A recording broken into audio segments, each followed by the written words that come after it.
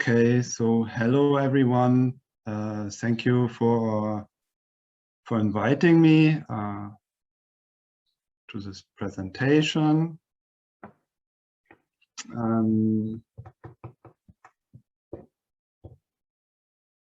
I would also like to thank Bernie for the CASI homepage and for his work. Without this, I don't know, everything would be a fantastic mess, and I don't know how we would even work. So thank you.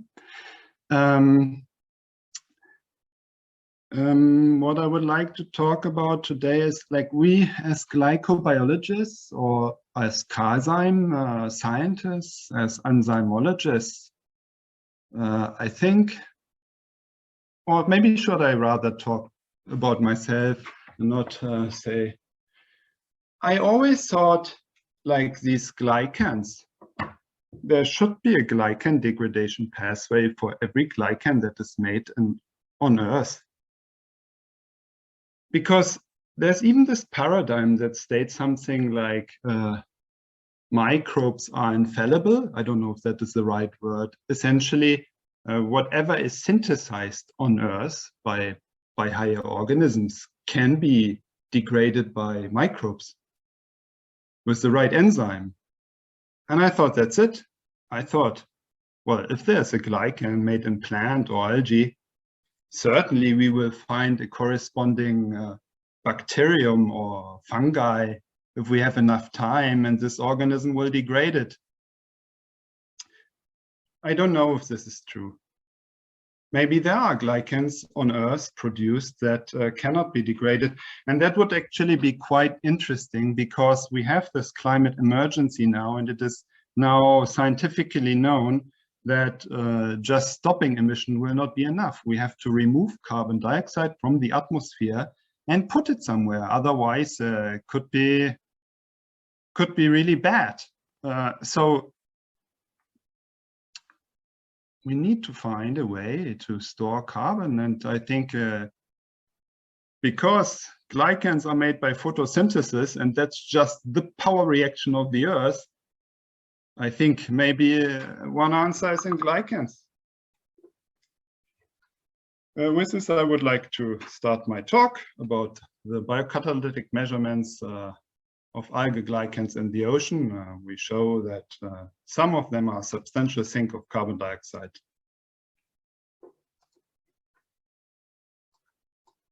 I need to put this. So, 1/2 of the global primary production occurs in the ocean. With this, I mean 1/2 of the photosynthesis reactions occurs in the ocean.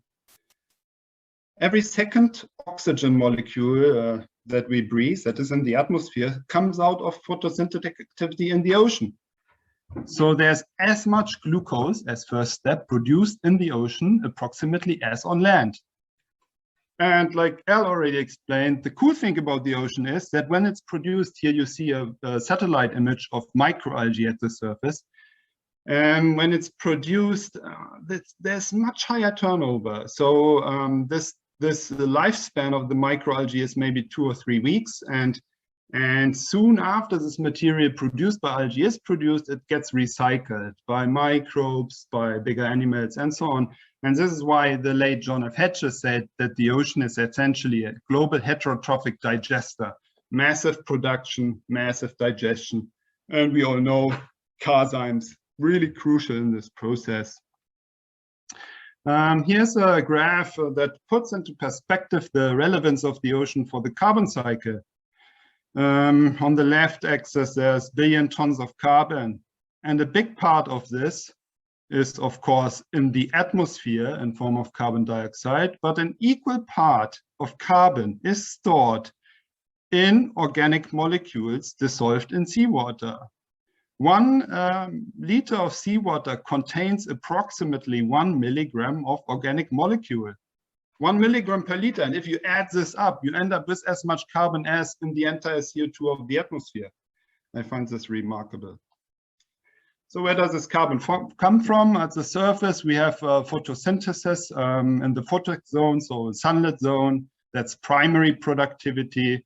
This is happening in the top 200 meters where light can go in, and then in deeper it's dark, but this material produced at the surface, a lot of this sinks down in so-called marine snow particles. This sinking down is called the biological carbon pump.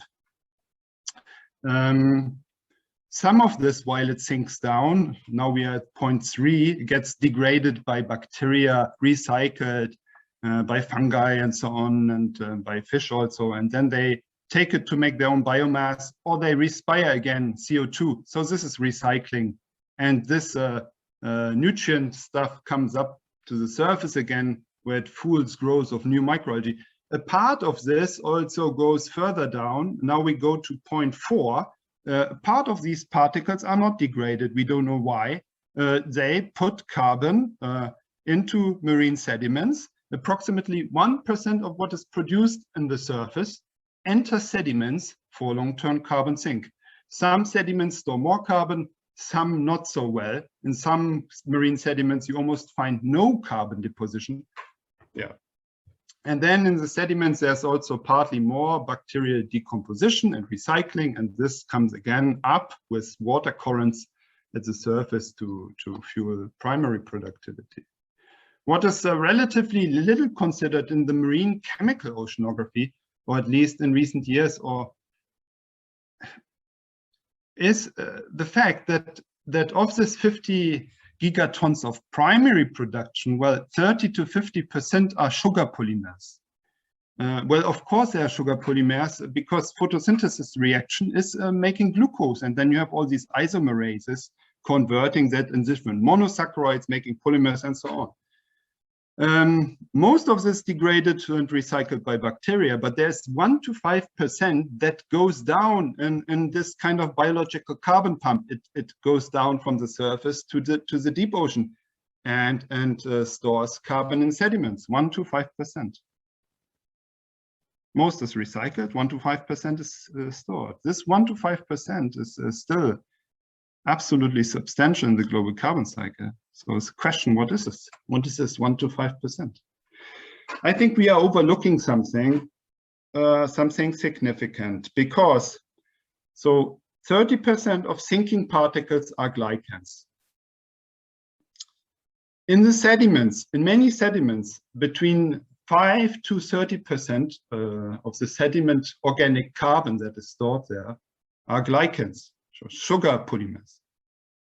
The dissolved organic matter, so every liter, the 1 milligram, which is when you add it up as much as all carbon dioxide in the atmosphere, 30% of this is again glycans. And if you change this dissolved organic matter pool in the ocean, just imagine you change it by just 1% up or down, then this change would have a more dramatic effect on Earth's atmosphere carbon dioxide level than immediate stopping of burning fossil fuels by man. This is a back on the envelope calculation that also comes from John F. Hedges. And so now, so I wonder in the oceanography literature why this is kind of not more asked, like, why are they even there? Why is there 30% of glycans if we consider that microbes are fantastic degraders of glycans? Glycans is the quintessential energy fuel. I don't understand this. I find this remarkable. Why is there so much sugar in the ocean?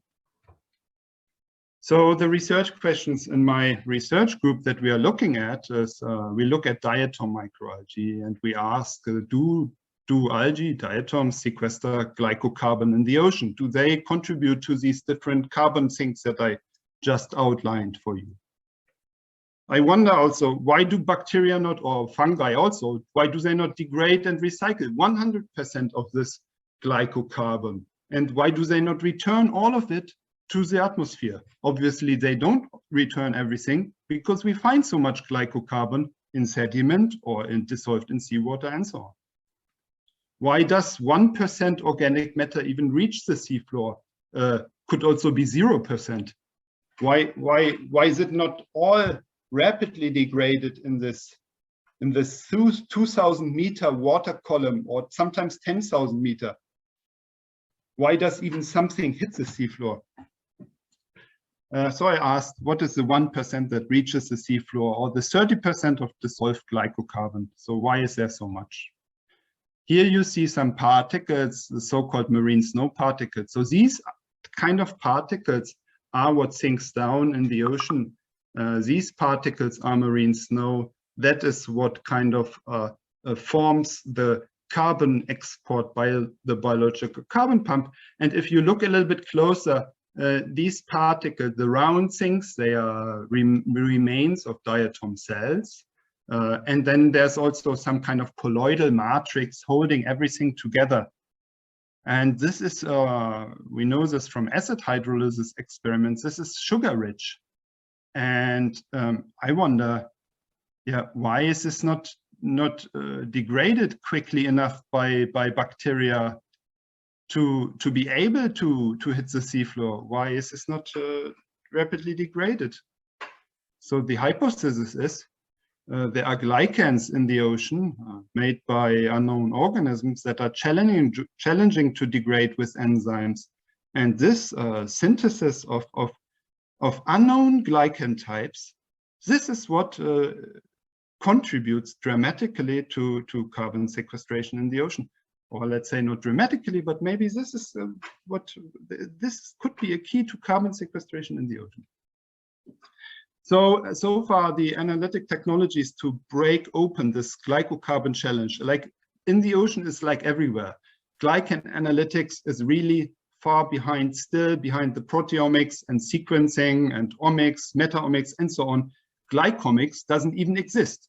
Nobody can tell me otherwise. We do not have a unifying method to analyze glycans. That was, Lane said this in this isomer barrier paper that he published in '94, which I really like that paper.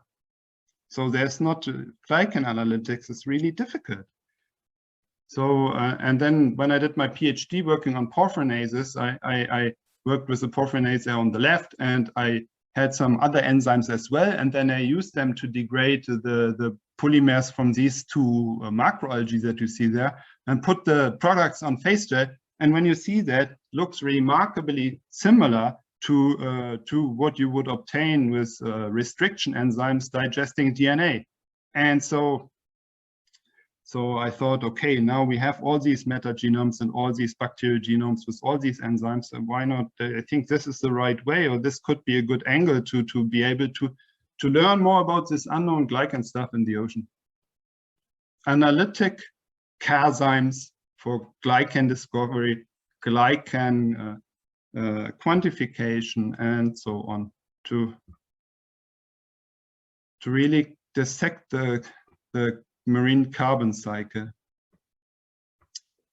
So this is what we started in my group.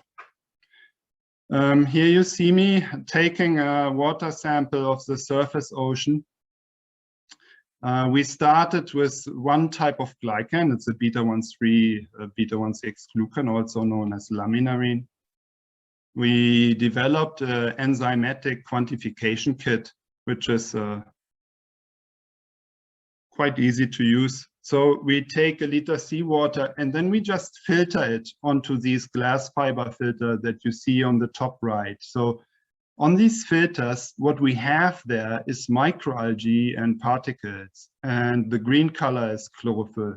So these microalgae on these filters now sitting there, they are full of laminarine and other sugars. And we wanted to know, okay, how much laminarine is there in marine primary production? And we went to all these sites that you see on the map on the left with different expeditions, or we asked colleagues, hey, can you bring us some samples, some filtered seawater? We would like to test with our enzyme, with our specific laminarinases, how much laminarine there is.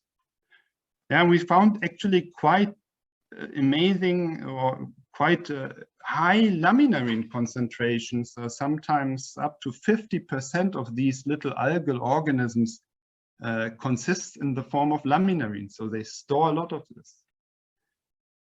When we took together all this data, we found out that algae produce 12 plus minus 8 gigatons of laminarine per year. On this graph, you see the cumulative primary production output of all different organisms in the biosphere. And on the right in blue, this is the portion of primary productivity by algae in the ocean. And we could, with our biocatalytic way of enzymes, find that 12 gigatons of this is in the form of laminarine. And this is on a global scale, something like 10% of global primary production goes through this, this one molecule, this sugar molecule. And the organisms that do this production, they are the diatoms. They synthesize laminarine. Here you see over 3 months in spring, we looked at the laminarine production during a spring algal bloom with this biocatalytic enzyme quantification kit. And we found that especially when diatoms grew, here as in brown, the background there, then also the laminarine went up. And it's especially the microalgae with a size bigger than 10 micrometer that have a lot of laminarine. So they are very important primary producers in the ocean, and they are very important fish food and so on. They're full of laminarine. And we also found, when here you see the data from a transect going from the southern temperate ocean on the left through the Atlantic, through the middle of the Atlantic to the north. In the middle there's the equator line, and in the north to the northern temperate ocean. And in green, you see the chlorophyll signal, and the straight black line. That is again the over 10 micrometer big microalgae on the filter, and that have a lot of laminarine. Whenever there's a lot of microalgae, we see a lot of this beta-1,3, beta-1,6 glucan laminarine. And we also found that the laminarine correlates well with the chlorophyll. On the left, you see the amount of milligram of laminarine per liter, and on the bottom, you see the chlorophyll signal. So algal growth correlates fantastic with laminarine. And this amount of up to 3 sometimes milligram of laminarine in an algal organism is significant, considering that there is this is the amount of organic matter you would have per liter. It's in the range of multiple milligrams. So there's a substantial amount of this consists of this one sugar. And we also found that here you see a graph that this is strongly tied to the photosynthesis of the microalgae. In that little photograph, you see the diatom microalgae as elongated cells. And now here we looked over 24 hours. We took a filter of 20-liter seawaters, and we took it every hour on a Norwegian fjord. And then we quantified on this filter, so in these microalgae living at the surface of the fjord, we quantified how much laminarine is there. And then we made the ratio between laminarine and the total carbon of these microalgae. And you see here on the left part of the graph how during the day the laminarine concentration per total carbon increases up to 80%, and during the night it decreases. During the day they do photosynthesis of glucose, polymerize it into laminarine, and during the night they respire it again. So this graph, I put it here to kind of show that this molecule is likely not one of these carbon sinks responsible for 30% of laminarine dissolved in seawater, or maybe even in sediments. It looks to me that this is a very transient molecule of high turnover. It's easy to make and easy to degrade. And that makes sense from a biological perspective, because these diatom algae have transient lives and they need rapid release of energy.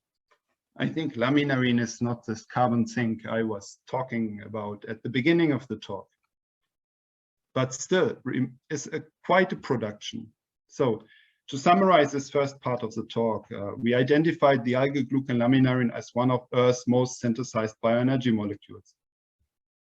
Now, I go to another publication and I go higher in molecular glycan complexity. Well, to maybe ask whether if we make a polysaccharide more complex, could it become rather carbon sink and undegradable? This is here ulvan degradation. Ulvan is a polysaccharide from green algae, and we characterized here a pool, some of these enzymes, and in this pool we found 12 enzymes that could completely degrade the ulvan from the green algae that we tested. And we used these kind of combinations of mass spec and these kind of fluorescent gels, fluorescently labeled oligosaccharides to resolve this degradation cascades of in total 12 enzymes. And together they worked remarkably well to degrade even such a complicated molecule, where you have all these different sulfate groups and all these different monomers and so on. So again, like microbes are really good at degrading even the most complicated glycans. I mean, we all know this now from the rhamnogalacturonan 2 degradation pathway from Harry Gilbert's lab. 21 enzymes for 21 unique linkages. Here you see the overall model, like these 12 enzymes that we studied, they can degrade the complicated ulvan molecule on the top there. And we get monosaccharides. So this was now, first I talked about laminarine. That is really low complexity from a chemical perspective. You need for laminarine 3 enzymes.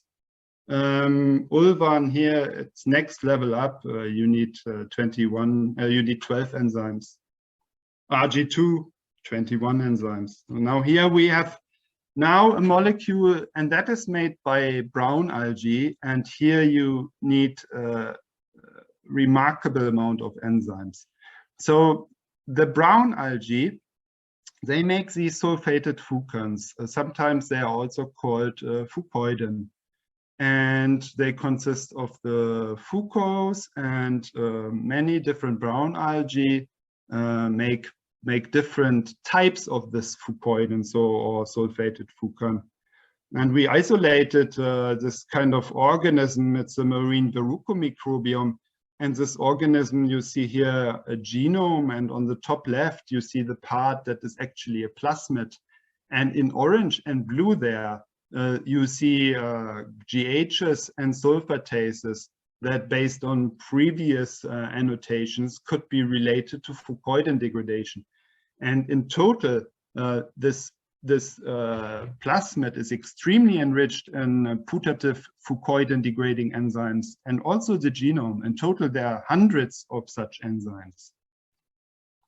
And we used proteomics to verify that these enzymes are upregulated in response to fucoiden. We tested in total 5 different fucoiden types. Here I show you the proteomic response to 2 of these types. One from an organism called Cladosiphon ucamurans, and the other one is called Fucus vesiculosus. And in each case, about 100 enzymes is upregulated, and they are unique enzymes, and these are not upregulated when you feed that organism with the fucose monomer or galactose or another sulfated polysaccharide, carrageenan actually. So this further supported to us that, well, maybe there's really the need of this organism to such a big arsenal of fucan degrading enzymes. I still cannot tell you why this organism would need so many, but still, it's quite significant, I think. And so, so if I now would have to predict, okay, what type of polysaccharide or class of polysaccharide could be useful, or is maybe responsible, contributing to even this kind of carbon sequestration in the ocean, I think these sulfated fucans. If bacteria need so many enzymes, that must be hard to degrade. Maybe that's a carbon sink. Maybe that contributes to some extent to this to this 1% that hits the seafloor. We did a study looking at this. We looked at the glycans that are produced during the algal bloom.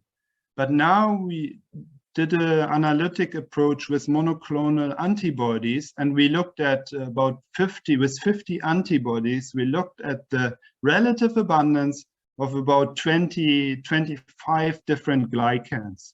And you see the result here from a 2016 microalgae bloom, where we monitored the glycans over 3 months in dissolved organic matter, DOM, on the left, ultrafiltered seawater on a 1 kilodalton membrane. And then we looked, okay, what kind of glycans can our antibodies detect over time in this material? And on the right, the material on filters. So these are little microalgae particles and so on. And we found that the glucan was never detected in dissolved organic matter, maybe because it's too labile. Also, the proteomics showed there are so many laminarinases that this one can really not accumulate. In the particulate organic matter, where this laminarine is protected within the little bodies of the microalgae cells, there we can detect it because it's kind of protected, so to say. Then a mannan, detectable in dissolved organic matter on the left and detectable in POM.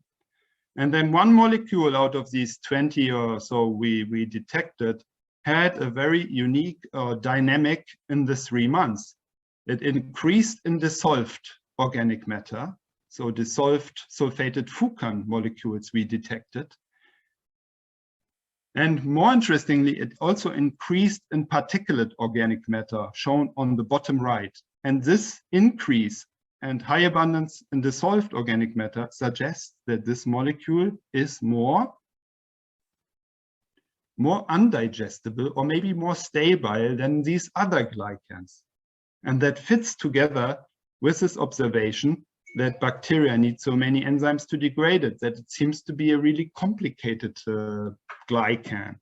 So this is the first glycan that was discovered that may accumulate and may even contribute to carbon sequestration, because it looks like it cannot be easily degraded.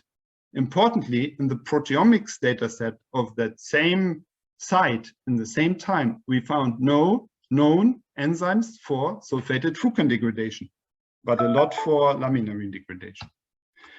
So who makes this material? It's diatoms. Here you see in green the sulfated fucan synthesized by diatoms. These elongated shapes there, these are diatom chain cells. On the surface, the green, that is the antibody that detects the sulfated fucan. So they put out this material. I don't know why they synthesize it.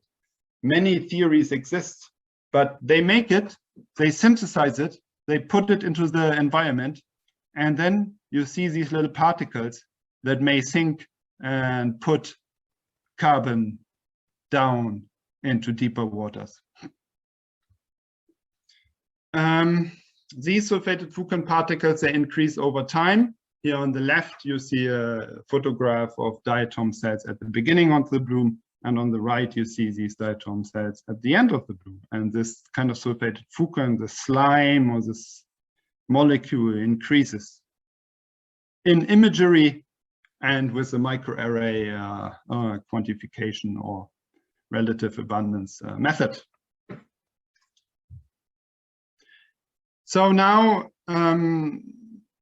I think this could be a candidate for carbon sequestration, for naturally occurring carbon sequestration.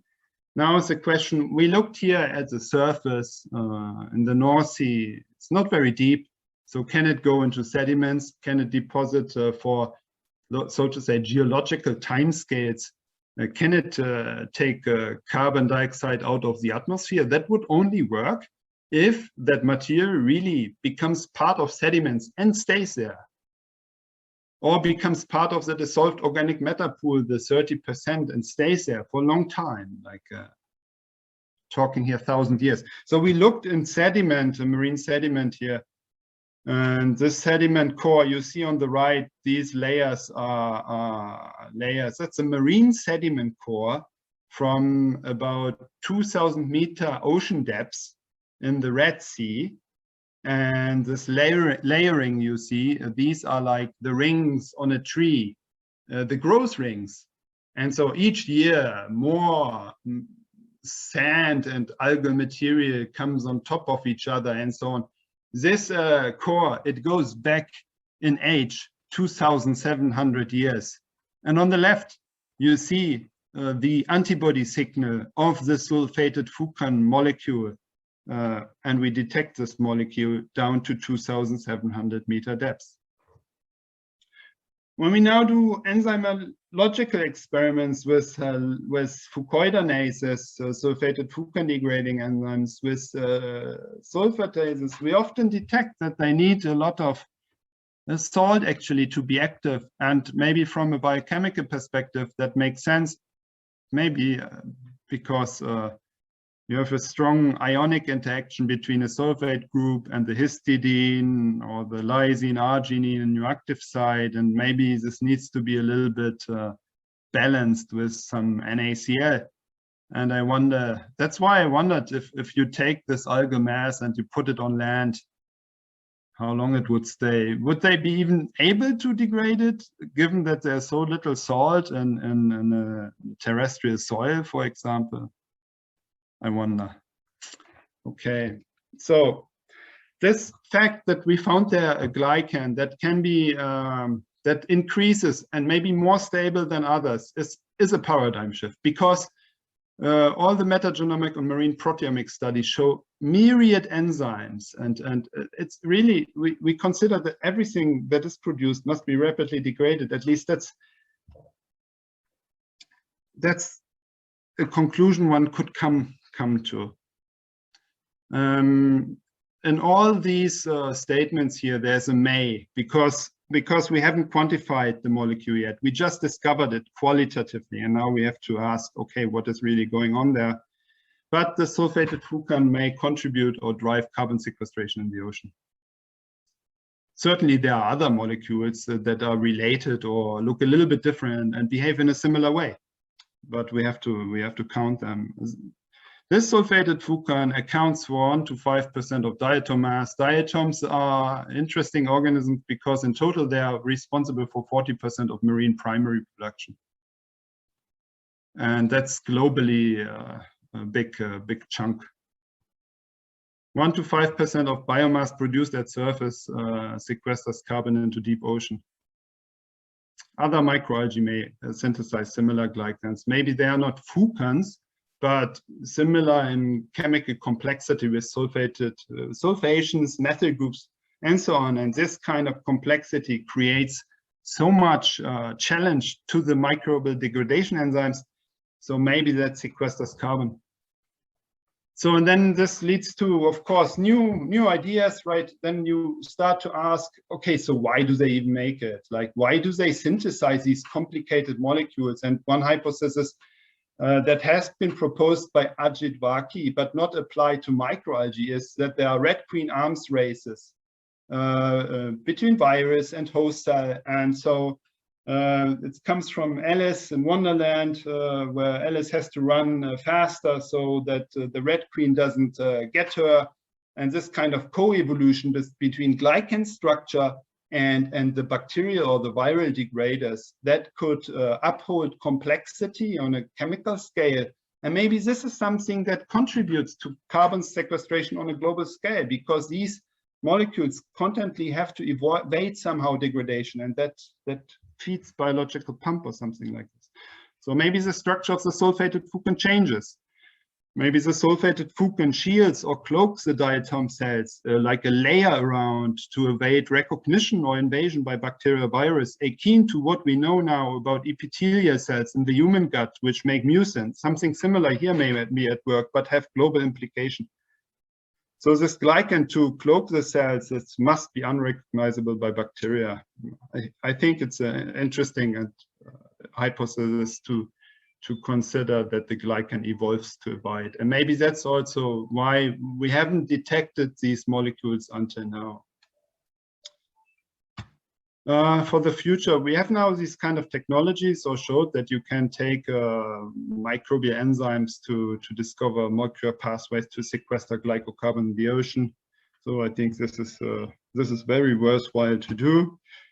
I also wonder how this carbon sequestration will evolve in the future when now the system changes with temperature rising, carbon dioxide level increasing, pH dropping in the ocean.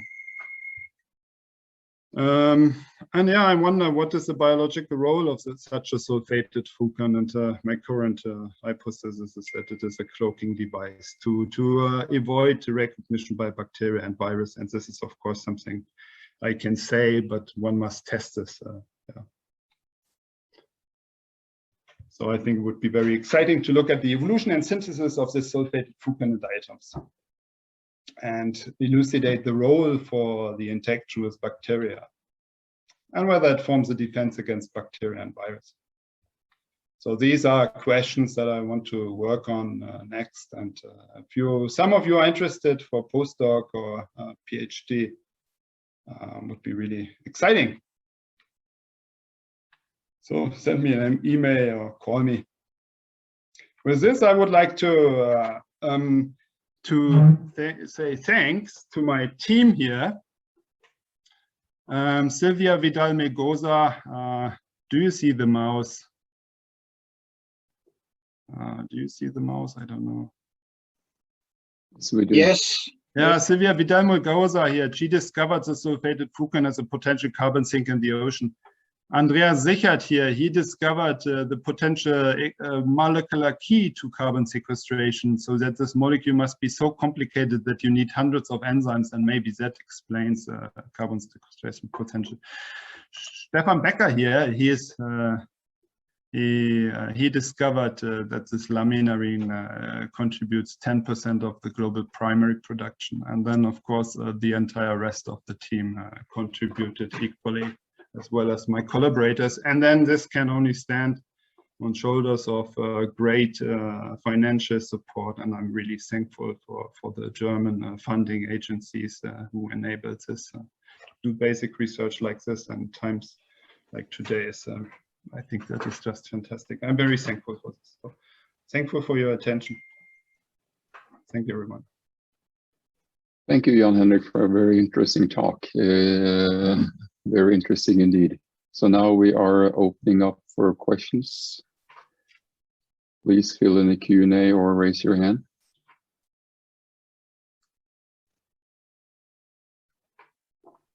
Okay, I guess we have the first one out. Harry?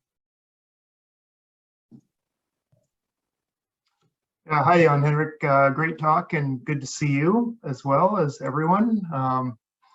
I was wondering regarding this question of what is the role of sulfate that also came up in Al's talk. To what extent do you think this is simply a mechanism combined with these more recalcitrant polysaccharides to shuttle sulfate down to sediments which are comparatively anoxic to fuel metabolism? So it shuttles some sulfate down. I don't know how relevant that is if we consider that there's, I think, 30 millimolar of sulfate already in seawater. And this is really exceeding the amount of the sulfate shuttling by polysaccharides. And then also we would have to invoke almost something like a Gaia hypothesis, right? That these organisms at the surface are so connected to the deep that they, you know what I mean? Yeah, no, I realize it has some philosophical implications for evolution, but you know, it is sort of a chicken and egg thing. And what made me think of that is I was walking on the beach here in Vancouver last year, and there was a tremendous seaweed bloom, ulva bloom actually, that washed up on this beach that I like to walk on, and it all sat there, and for 2 or 3 weeks the smell of H2S was so strong that you could not walk on the beach anymore. So I think, you know, again, in sediment or in situations where you don't have a lot of movement of water, perhaps sulfate metabolism becomes increasingly important. It does. This was really dense biomass that was not moving anywhere. It does. The sulfate reducers, they use this for energy. They use this in their redox reactions. They are really abundant. So if you don't have oxygen anymore, and then these in deeper layers, the sulfate reducers come, and they make H2S. This H2S from the seaweed bloom is sometimes even a problem. They're talking about someone died when stepping into this in France. There was newspapers highlight. And so on the beach, it comes, I think, from the algae. Yeah, this is very... Yeah, I guess and I'll let someone else have a go here, but the thought was, of course, in a similar anoxic environment, sulfate sequestration could be quite important.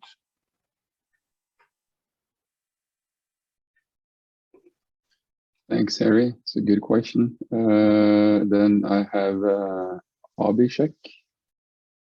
Do you think carbonic anhydrase could play a role in the carbon sequestration mechanism in diatoms? Yes, it does. They have there's a couple of papers on this. They have a special carbonic anhydrase. I think it's a unique metal site, but I have not studied this in detail. So I cannot give you any really detailed, informed answer to this.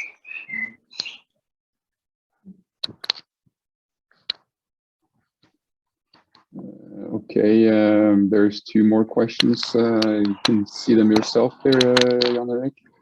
So there's a question from Wade. Thank you, Wade.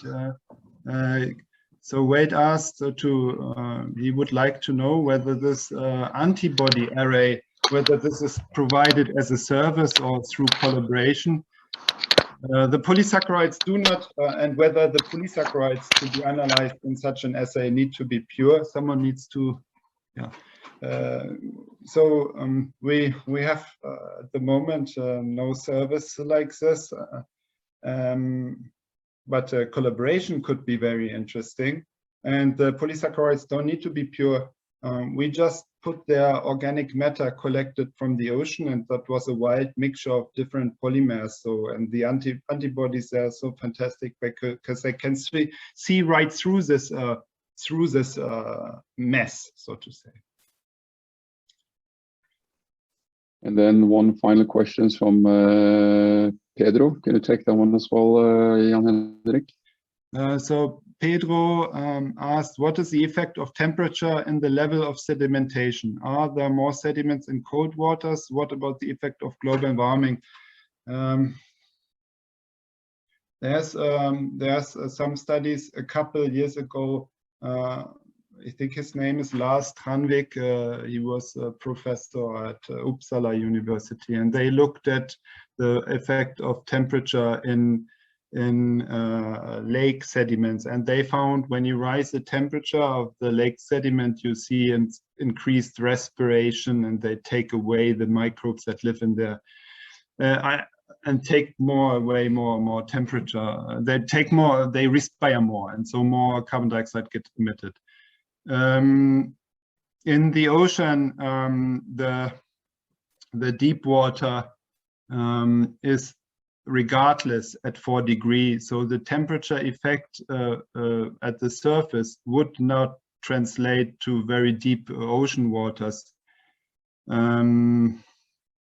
So in coastal settings where it gets really warm, there would be more respiration and more carbon dioxide emission. The biggest effect on carbon sequestration in the ocean sediments is what Harry Brummer alluded to, the anoxic effect. If you have anoxia in marine sediments, you get really thick and big carbon layers that are not rapidly respired.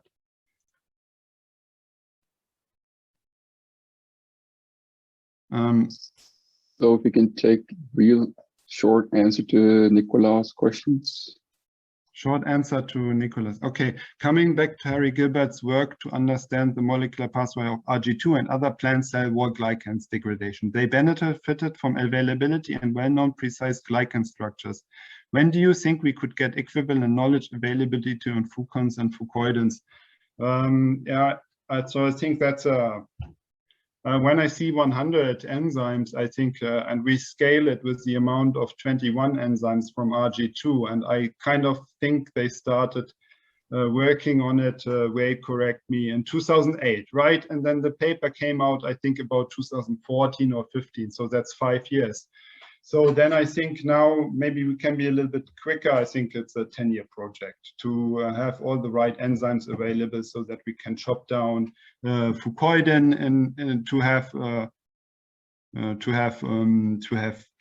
all these cool oligosaccharides. And if more teams work on this, which I think should, then we can shorten that time as a collective effort. So 5 to 10 years. Or the chemists start to become interested in this, what would also be very cool. Thanks, Jan-Hendrik.